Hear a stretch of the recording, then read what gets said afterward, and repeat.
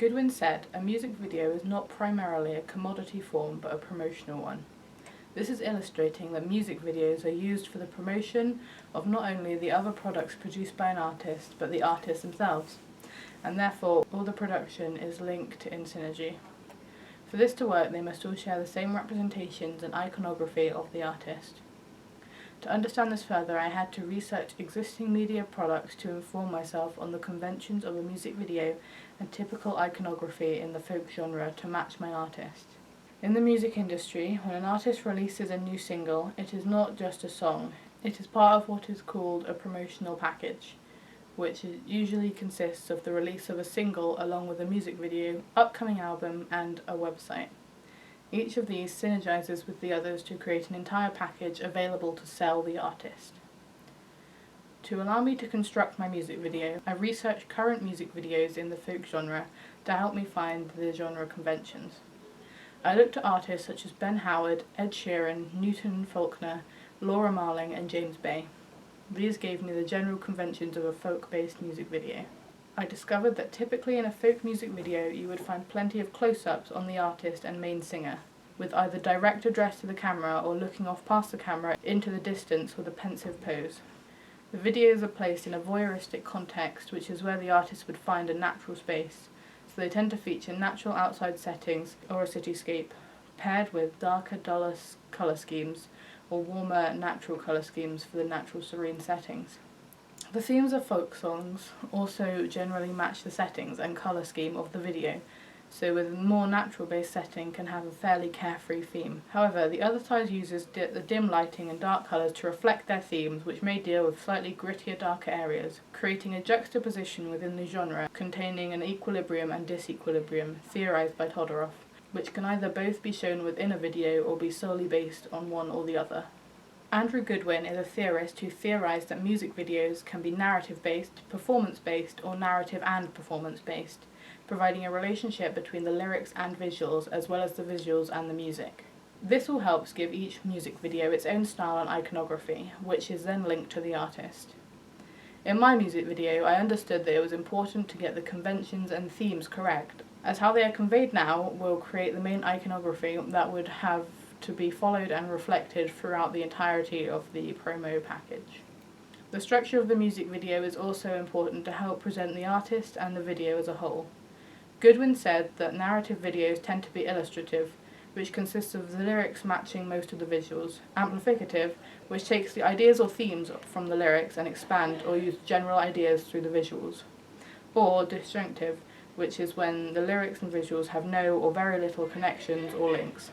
I have discovered from looking at music videos in the folk genre that both narrative and performance-based videos are used. However, when there is a narrative present, it tends to be amplificative, like in Ed Sheeran's video for the A-Team, following the travels of a young addict girl who's in a rough life, which is all implied through the lyrics.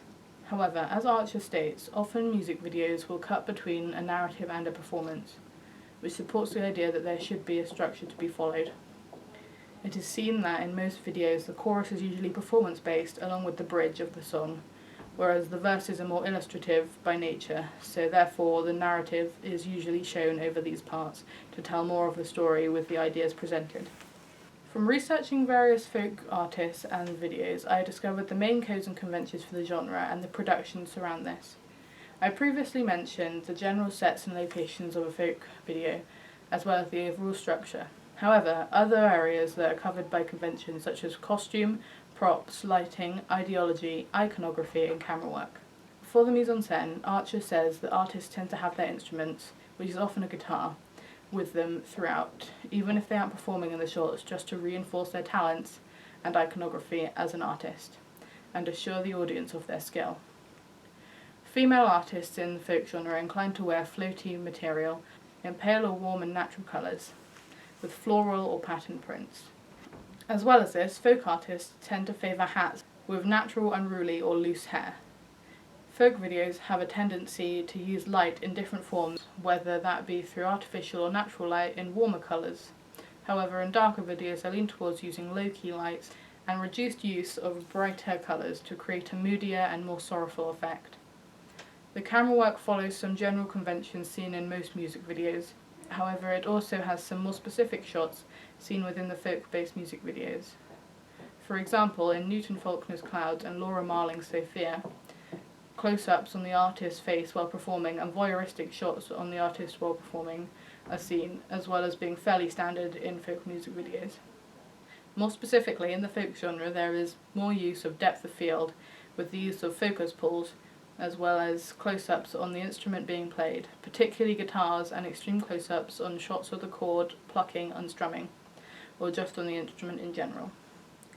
Also, a common component of folk videos is the use of tracking shots on the artist, which follow the artist moving around and performing, or just generally travelling.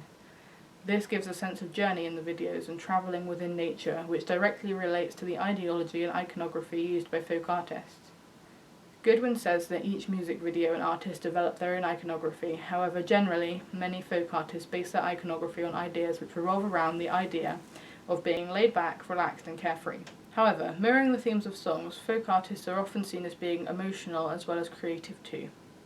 The ideology of folk artists again seems to mirror the overall themes of their music, switching from being fun and carefree, based on friendships or positive relationships and living life to the full, to the opposite, theorised by Todorov, which causes a feeling of disequilibrium, by being very emotional and playing in dark themes of life issues, such as alcohol and drug abuse, as well as bad relationships, mental health, and general life struggles.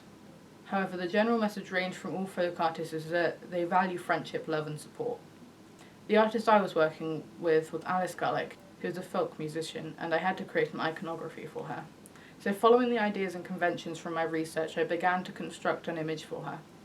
I wrote a treatment for her song, analysing the lyrics and deciding on an amplificative video. As well as having a performance element, in addition to this, I decided to represent my artist as being natural and fairly carefree by basing her performance in an outdoor natural setting, accompanied by neutral toned clothing in whites and beige colours, decorated with interesting textures and patterns of fabric. However, in the narrative-based section of the video, I wanted to represent the song's themes more explicitly in an amplificative way. Therefore, I used low-key lighting and darker overall tones, as well as paying special attention to the props, including playing cards, alcohol, and cigarettes. I aim to meet the conventions of a typical folk genre music video in comparison with others, as it shows the similarities of the video. For example, in Ben Howard's music video for Keep Your Head Up, within the mise-en-scène the lighting is dependent on the natural light of the sun, and is used to create overexposure and lens flares. In a similar way, I used natural light from the sun, which created an overexposed effect on the image, following the lighting conventions. During the narrative of the video, I used dim, low-key lighting with the dark theme that reflected in the clothing and surrounding. This is similar to James Bay's Let It Go, which uses dark tones of lighting and colour throughout for a dimmer, grungier feel.